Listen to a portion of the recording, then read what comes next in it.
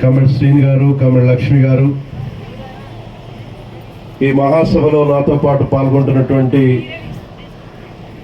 CPI రాష్ట్ర సమితి సభ్యులు కమిడి జితేందర్ రెడ్డి గారు, కమిడి గోవిందరావు గారు, కమిడి ఏపూరి, కమిడి సీతామహాలక్ష్మి గారు,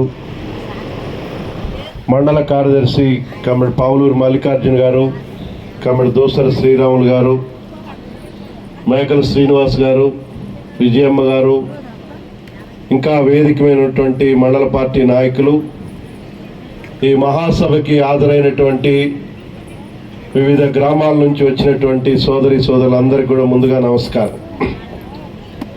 నిజంగా లచ్చగూడెం గ్రామంలో మహాసభని అత్యంత ఉత్సాహపూరిత వాతావరణంలో ఇంకొక సంతోషకరమైనటువంటిది ఏంటంటే మహిళలు పెద్ద సంఖ్యలో పాల్గొన్నారు.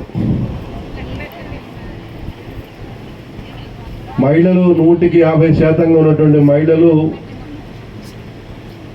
ఈ మండలంలోనే. అయితే మహిళలు కదిలితేనే ఏదైనా మార్పు సాధ్యమవుతుంది.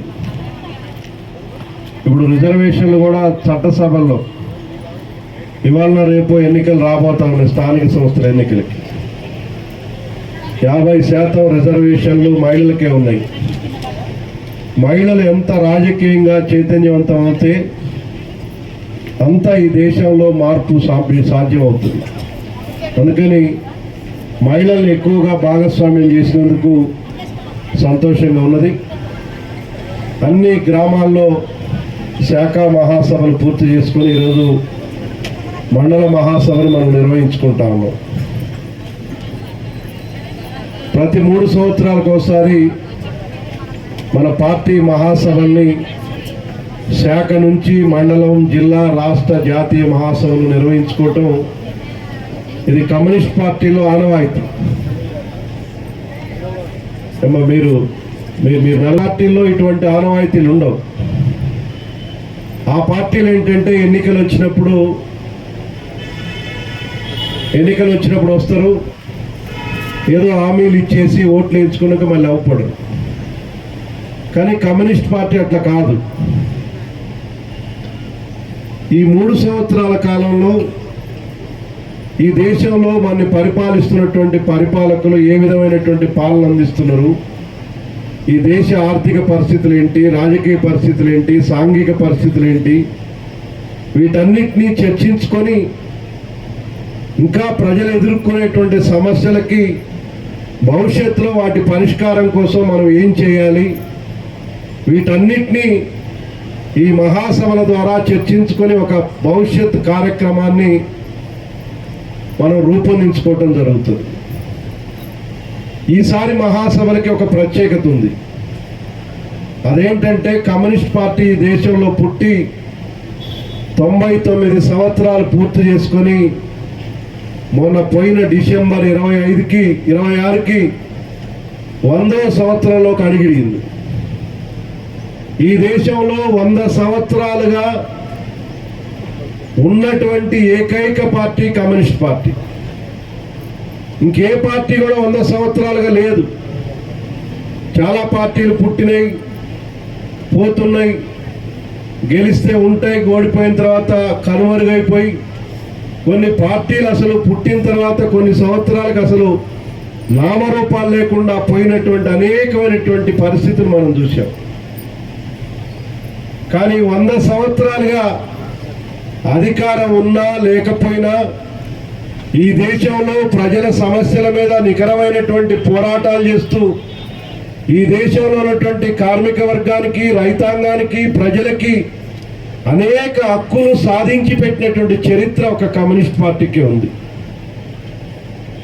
చాలామంది అడగొచ్చు, మరి 100 సంవత్సరాలు అంటారు కదా, మీకు ఏమైనా ముఖ్యమంత్రి ఉన్నాడా అండి, లేకపోతే మీకు ఎమ్మెల్యే ఉండా, మీ ప్రధానమంత్రి ఉండా, ఏంటి మీ గొప్పని కొంతమంది మనం కమ్యూనిస్ట్ పార్టీలో తిరిగేటువంటి వాళ్ళని అపహాస్యం చేస్తుంటారు. అప్పుడప్పుడు మనం కూడా గ్రామాల్లో చూస్తుంటాం. ఏదైనా మనం ప్రశ్నిస్తే ఏముందా నీది ఏముంది అంటారు. కానీ అటువంటి వాళ్ళకి మనం చెప్పాల్సినటువంటి సమాధానం ఈ దేశంలో స్వాతంత్రం వచ్చిన తర్వాత, స్వాతంత్రం రాకముందు కూడా ఆనాడు బ్రిటిష్ సామ్రాజ్యవాదులకు వ్యతిరేకంగా జరిగినటువంటి స్వాతంత్ర పోరాటంలో కూడా కమ్యూనిస్టులదే ప్రధానమైనటువంటి పాత్ర. ఆ స్వాతంత్ర పోరాటంలో అనేక మంది కమ్యూనిస్టులు జైళ్ళకెళ్ళి కేసులు ఎదుర్కొని ప్రాణత్యాగం కూడా చేసి దేశ స్వాతంత్రం కోసం పోరాడినటువంటి నిజమైనటువంటి దేశభక్తులు కమ్యూనిస్టులు. ఇవాళ ఏదో బీజేపీ వాళ్ళు మేమే దేశభక్తులు అని చెప్తున్నారు. వాళ్ళకి ఏమి ప్రమేయం లేదు. అసలు ఆ స్వాతంత్ర పోరాటంతో బీజేపీకి కానీ ఆర్ఎస్ఎస్కి కానీ ఎటువంటి సంబంధం లేదు. నిన్న మొన్నటి దాకా జాతీయ జెండాను కూడా ఎగరైనటువంటి పార్టీ అది. కానీ కమ్యూనిస్టులు స్వాతంత్రం కోసం తమ జీవితాలని త్యాగం చేసినటువంటి గొప్ప చరిత్ర కమ్యూనిస్టులకు ఉన్నది.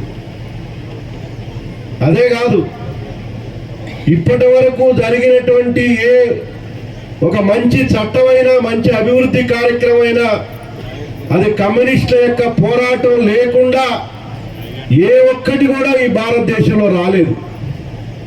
ఇదేదో మనం గొప్ప చెప్పుకోవటం కాదు.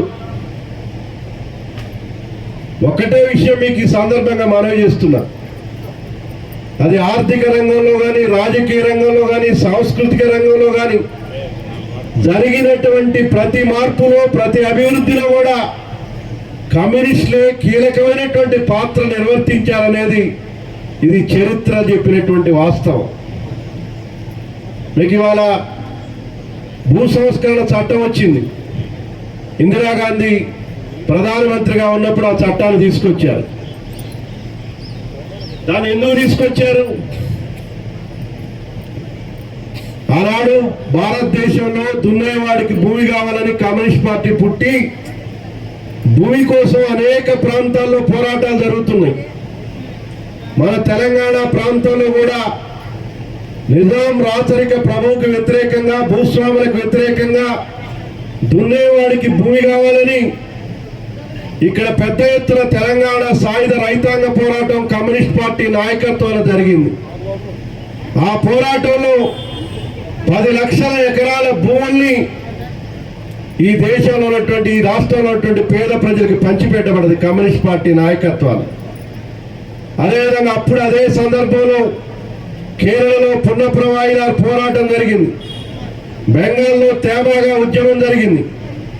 ఇట్లా దేశవ్యాప్తంగా పలు ప్రాంతాల్లో భూ సమస్య మీద పెద్ద ఎత్తున ప్రజలు కదిలి పోరాటం చేస్తుంటే ఆనాడు ఉన్నటువంటి ఇందిరాగాంధీ ప్రభుత్వం ఈ భూ సమస్య మీద మనం ఏదో ఒక చర్య తీసుకోకపోతే ఇది ప్రమాదం అని అప్పుడు ఈ పోరాటాల వల్ల ఆనాడు భూ సంస్కరణ చట్టం తీసుకొచ్చారు. ఆ చట్టం వల్లనే కొద్దిగైనా భూములు పేదవాడికి అక్కడక్కడ పంచబడ్డాయంటే ఆనాడు కమ్యూనిస్ట్ పార్టీ పోరాటం వల్ల ఆ పేదవాడికి భూములు వచ్చినాయి. ఇది ఎవరైనా కాదనగలరా? ఇవాళ గ్రామీణ ప్రాంతంలో అమలవుతున్నటువంటి గ్రామీణ ఉపాధి హామీ చట్టం, 100 రోజుల పని పథకం మీ అందరూ తెలుసు కదా. మీరందరూ చాలా మంది ఆ పథకంలో రోజు పనికి పోతుంటాం. పోతున్నా మీరు అందరూ? ఆ చట్టం ఎట్లొచ్చింది చాలా మందికి తెలియదు. ఇదేదో బీజేపీ వాడు, కాంగ్రెస్ వాడు తెచ్చారని చెప్పుకుంటారు. కానీ ఆ చట్టం వచ్చింది మన్మోహన్ సింగ్ ప్రధానమంత్రిగా ఉన్నప్పుడు. ఆనాడు జరిగినటువంటి ఎన్నికల్లో బీజేపీకి, కాంగ్రెస్కి ఎవరికి అధికారంలోకి వచ్చినటువంటి మెజార్టీ రాలేదు. అప్పుడు 64 మంది కమ్యూనిస్టులు పార్లమెంట్ సభ్యులుగా గెలిచారు. అప్పుడు చెప్పాం, కాంగ్రెస్ పార్టీకి మీరు అధికారం కావాలి, మీకు మద్దతు ఇస్తాం. కానీ గ్రామీణ ప్రాంతాల్లో ఉపాధులు లేక, పనులు లేక అలవటిస్తున్నటువంటి పేద ప్రజలకి, వ్యవసాయ కూలీలకి ఈ ఉపాధి హామీ చట్టం తీసుకురావాలా, మీరు తీసుకొస్తే మీకు మద్దతు ఇస్తామని చెప్తే అప్పుడు ఆ చట్టం వచ్చింది. ఆ చట్టాన్ని తయారు చేసింది కూడా మన ఆనాడు పార్లమెంట్ సభ్యుడిగా ఉన్నటువంటి కామెడి సురవరం సుధాకర్ రెడ్డి గారు ఆ బిల్లు తయారు చేసి పార్లమెంట్లో పెట్టారు. అది మనం నిర్వహించినటువంటి పోరాటం. ఇవాళ అటవీ హక్కుల చట్టం ఏజెన్సీ ప్రాంతంలో గిరిజనులు పోడుగొట్టుకొని వ్యవసాయం చేసుకుంటా ఉంటే అనేక సంవత్సరాలు వాళ్ళకి పట్టాలు ఉండవు, వాళ్ళకి ఏ హక్కు ఉండదు. దాని మీద ఏదైనా లోన్ తీసుకుందామంటే ఎటువంటి హక్కు పత్రాలు ఉండవు. అనాదిగా ఉన్నటువంటి ఆ సమస్య మీద కమ్యూనిస్ట్ పార్టీ పోరాటం చేస్తే అటవీ హక్కుల పరిరక్షణ చట్టం వచ్చింది. లేకపోతే ఇవాళ కార్మిక వర్గం 12 గంటలు 14 గంటల పని విధానం ఉంటే దానికి వ్యతిరేకంగా 8 గంటల పని విధానం కావాలని కమ్యూనిస్ట్ పార్టీ పోరాటం చేస్తే 8 గంటల పని విధానం వచ్చింది. కనీస వేతనాల చట్టం, పలానా కార్మికుడికి ఇంత వేతనం ఇవ్వాలా, స్కిల్ ఉన్నటువంటి కార్మికుడికి ఇంత వేతనం ఇవ్వాలనేటువంటి ఒక చట్టం కమ్యూనిస్ట్ పార్టీ పోరాటం చేస్తే ఆ చట్టం వచ్చింది. సమ్మె చేసేటువంటి హక్కు గతంలో ఉండేది కాదు. ఏదైనా సమస్య మీద సమ్మె చేయాలంటే సమ్మె చేస్తే ఉద్యోగాలు తీసేసేటోళ్ళు. కానీ సమ్మె చేసేటువంటి హక్కును చట్టంగా కమ్యూనిస్ట్ పార్టీ పోరాటాల ద్వారా చట్టం వచ్చింది. ఇవాళ చాలా మంది ఇళ్ళు చెప్తున్నారు, పోయిన కేసీఆర్ గారు డబల్ బెడ్రూమ్ ఇల్లు అన్నారు, లేకపోతే ఇప్పుడు ఇందిరమ్మ ఇళ్ళు అంటున్నారు. అసలు ఈ ఇళ్ల పథకం ఎట్లొచ్చిందండి? ఈ ఇళ్ళు పేదవాడికి ఇళ్ళు ఇవ్వాలనేటువంటి ఆ ఆలోచన అది కమ్యూనిస్ట్ పార్టీ ద్వారా వచ్చింది. ముఖ్యంగా ఉమ్మడి ఆంధ్రప్రదేశ్ రాష్ట్రంలో మన పార్టీ నాయకుడు 6 సార్లు ఎమ్మెల్యేగా గెలిచినటువంటి అమరజీవి కామ్రేడ్ రజబెలి గారు ఆనాడు అసెంబ్లీలో ప్రతి గ్రామంలో పేదవాడికి ఇళ్లు కట్టుకునేటువంటి స్తోమత లేక ఇబ్బందులు పడుతున్నారు, పేదవాడికి ప్రభుత్వమే సహాయం చేసి ఇళ్లు కట్టిస్తే పేదవాడికి న్యాయం జరిగిద్దని అసెంబ్లీలో బిల్లు పెడితే ఆనాడు ఉన్నటువంటి ప్రభుత్వం దాన్ని చట్టం చేసి పేదవాడికి ఇల్లు లేనటువంటి పేదవాడికి ఇల్లు ఇవ్వాలని మన శాసనసభ్యుడు రజబెలి గారి కృషితోటి ఆనాడు ఇళ్ల పథకం అనేది వచ్చింది. ఆనాడు 25,000 ఇచ్చారు, తర్వాత 75,000 ఇచ్చారు, తర్వాత 1,00,000 ఇచ్చారు, 2 లక్షలు ఇచ్చారు, ఇప్పుడు 3 ఇచ్చారు, ఇప్పుడు 5 ఇస్తున్నారు. ఇది అసలు ఈ పథకాన్ని ప్రారంభం చేసింది కమ్యూనిస్ట్ పార్టీ. ఇది ఎవరన్నా కాదనగలరా అండి? ఇవాళ నాగార్జున సాగర్ ప్రాజెక్ట్ ఉంది, చాలా మంది వాళ్ళ గొప్ప చేతులు మేము ప్రాజెక్టు కడతాం, అది కడతాం, ఇది కడతామని. అసలు ప్రాజెక్టులు కట్టాలని వృధాగా పోతున్నటువంటి జలాలను వినియోగంలో తీసుకొచ్చి ఈ దేశంలో ఉన్నటువంటి సాగు భూములకి సాగునీళ్లు అందించాలని నందికొండ ప్రాజెక్టు కట్టాలని చెప్పేసి పోరాటం చేసి పాదయాత్ర చేసి పోరాటం చేస్తే నందికొండ వచ్చింది. నాగార్జున సాగర్ అంటారు ఇప్పుడు. అప్పుడు కమ్యూనిస్టులు నందికొండ ప్రాజెక్టు కావాలని పోరాటం చేస్తుంటే చాలా మంది మన అపహాస్యం చేశారు. ఎక్కడో కృష్ణా కాడ నుంచి ఇక్కడికి ప్రాజెక్ట్ వస్తాట, నీళ్లు వస్తాట, ఈ కమ్యూనిస్ట్ వాళ్ళు ఏదో మతి లేకుండా పోరాటం చేస్తున్నారని మాట్లాడారు. కానీ ఆ మాట్లాడినటువంటి ఇది నందికొండ ప్రాజెక్టు మన పోరాటం ద్వారా సాధ్యమై ఇవాళ కొన్ని లక్షల ఎకరాలకి సాగునీళ్ళు అందుతాయంటే అది కమ్యూనిస్టుల యొక్క పోరాటం ద్వారా ఆ నందికొండ ప్రాజెక్ట్ వచ్చింది. చిన్నవాళ్ళు చాలా మంది పెద్దోళ్ళు ఉంటే తెలుస్తుంది. ఆ ప్రాజెక్ట్ వచ్చిన తర్వాత కమ్యూనిస్టులు నందికొండ ప్రాజెక్టు వచ్చిన రోజన్నా మన కష్టం అంతా తీరిన రోజునని పాటలు పాడుకున్నారట. ఇవన్నీ కమ్యూనిస్టుల పోరాటం లేకుండా వచ్చినాయా? ఏ ఒక్కటి రాలేదు. ఇవాళ అనేక పరిశ్రమలు ఈ దేశంలో, విశాఖలో ఉక్కు ఫ్యాక్టరీ ఏర్పాటు చేస్తే ఈ రాష్ట్రంలో అనేక మంది యువతకి ఉపాధి వస్తుంది, ఉద్యోగాలు వస్తాయి, ఈ రాష్ట్రం అభివృద్ధి చెందిద్దని ఆనాడు ఉన్నటువంటి కామ్రేడ్ గిరిప్రసాద్ గారు కూడా మన ఖమ్మం శాసనసభ్యుడిగా గెలిచాడు. మీరు ప్రాజెక్టు కట్టకపోతే మాకు ఎమ్మెల్యే పోస్ట్ వద్దు, దీనికి రాజీనామా చేస్తామని బహుశా 54 మంది శాసనసభ్యులు పదవులకు కూడా విశాఖ ఉక్కు ఫ్యాక్టరీ కోసం రాజీనామా చేశారు. ఇవాళ ఎవరైనా చేస్తారా అండి రాజీనామా? పదవి కోసం పార్టీలు మారుతారు కానీ ఎవడు రాజీనామా చేయడు. కానీ కమ్యూనిస్టులు ఈ దేశ అభివృద్ధి కోసం, ఈ రాష్ట్ర అభివృద్ధి కోసం, ఈ రాష్ట్రంలో పరిశ్రమలు కావాలని రాజీనామా చేస్తే ఆనాడు విశాఖలో ఉక్కు ఫ్యాక్టరీ ఏర్పాటు చేశారు. ఇవాళ కొన్ని లక్షల మందికి పరోక్షంగా ప్రత్యక్షంగా ఉపాధి కలిగిందంటే అది కమ్యూనిస్టులు నిర్వహించినటువంటి పోరాటం వల్ల వచ్చింది. ఇన్ని కమ్యూనిస్టుల పోరాటం ద్వారా ఇవాళ పెన్షన్లు, పేదవాడికి అనేక అమలవుతున్నటువంటి అనేక సంక్షేమ పథకాలు, ఇవన్నీ కమ్యూనిస్టుల యొక్క ఆలోచన నుంచి వచ్చినటువంటి పథకాలు. ఇవన్నీ కమ్యూనిస్టులు పోరాటం చేస్తే ఆనాడు ఉన్నటువంటి పాలకులు గత్యంతరం లేక ఈ పథకాలను తీసుకొచ్చారు. ఇది కాదనగలరా ఎవరన్నా?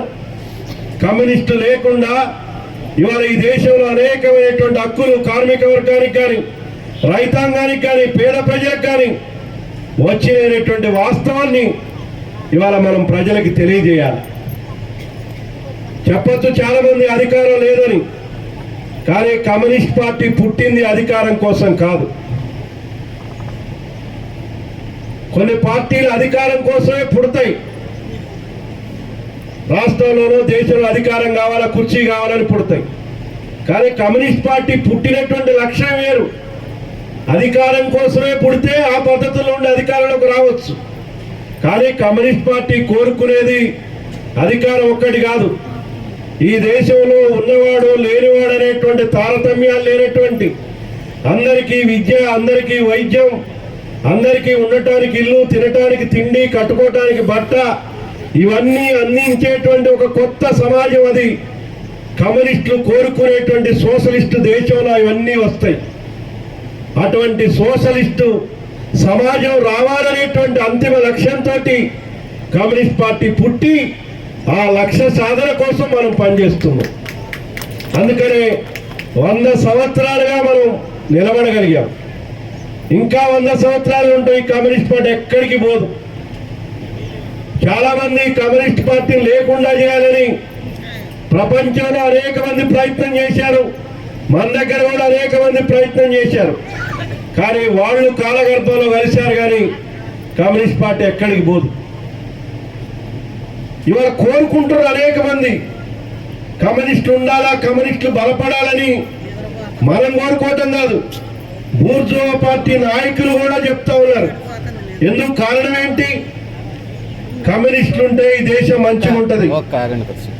కులాలకి మతాలకు అతీతంగా అందరూ సహజీవనం కొనసాగించేటువంటి లౌకిక వ్యవస్థ కమ్యూనిస్టులు ఉంటేనే అది సాధ్యమైందని ఇవాళ అందరూ కమ్యూనిస్టులు ఉండాలని కోరుకుంటున్నారు. ఇవాళ ఎందుకు వచ్చింది ఈ పరిస్థితి? ఇవాళ ముఖ్యంగా 9 సంవత్సరాలుగా నరేంద్ర మోడీ అధికారంలోకి వచ్చిన తర్వాత, బీజేపీ కేంద్రంలో అధికారంలోకి వచ్చిన తర్వాత ఈ దేశంలో ఏం జరుగుతుంది? నేను ఇందాక ప్రజలకు ఉపయోగపడేటువంటి చట్టాలు, మనం పోరాటం ద్వారా తెచ్చినటువంటి చట్టాలు, వీటన్నిటినీ ఒక్కొక్క దాన్ని ఎత్తేస్తున్నారు. ఉపాధి హామీ చట్టం మనం ఏమడుగుతున్నామంటే, పోతున్నటువంటి వ్యవసాయ కార్మికులకి 300 వేతనం కూడా రావట్లేదు. చట్ట ప్రకారం పెరిగిన ధరలకు సరిపోదు. 600 ఇవ్వాలా, 100 రోజుల పని దినాలని 200 చేయాలా. ఇవన్నీ మనం అడుగుతుంటే కేంద్ర ప్రభుత్వం ఏమో అసలు ఆ పథకాన్ని ఎత్తేసే దానికోసం నిధులు తగ్గిస్తున్నారు. ప్రతి సంవత్సరం కోత పెట్టి క్రమేపీ ఈ పథకాన్ని ఎత్తేసేటువంటి కార్యక్రమం వాళ్ళు చేస్తున్నారు. కార్మికులకి యొక్క పోరాటాల ద్వారా 44 చట్టాలు సాధించుకుంటే ఆ చట్టాలన్నింటినీ ఎత్తేస్తున్నారు. ఉద్యోగస్తుడికి, కార్మికుడికి భద్రత లేదు. ఇప్పుడు వాళ్ళ ప్రయోజనం ఏంటంటే కార్పొరేట్లకి ప్రయోజనం కలిగించాలి. మొత్తం సంపద అంతా కొద్దిమంది చేతులు. నరేంద్ర మోడీ బ్రహ్మాండంగా మన్ కీ బాత్ అని టీవీలు పెట్టి మన అందరిని కూర్చోబెట్టి చెప్తారు, భారతదేశం వెలిగిపోతుంది. వెలిగిపోతుందా అండి? నిజంగా ఎవరు వెలిగిపోతున్నారు? కొద్దిమంది వెలిగిపోతున్నారు. నరేంద్ర మోడీ అధికారంలో రాకముందు అదానీ అనేటువంటి ఆయన ఆస్తి ఒక నామమాత్రపు కోటీశ్వరుడు ఆయన. కానీ ఇవాళ 9 సంవత్సరాల కాలంలో మన దేశం కాదు, ప్రపంచంలో 100 మంది ధనవంతుల్లో ఆయన 10వ వాడు. ప్రపంచంలో 100 మందిలో 10వ వాడు అయిండు 9 సంవత్సరాల్లో. ఏం కష్టపడాడు అంతగానో? అన్ని లక్షల బిలియన్ల కోట్ల రూపాయల ఆదాయం అదానీ అంబానీలకు ఎట్లా పెరిగింది? ఎట్లా పెరిగిందంటే ఈ దేశంలో మనం పన్నుల ద్వారా కట్టేటువంటి ఆదాయాలు వీటన్నిటినీ వాళ్ళకి దోచిపెడుతున్నారు. లేకపోతే ఈ దేశంలో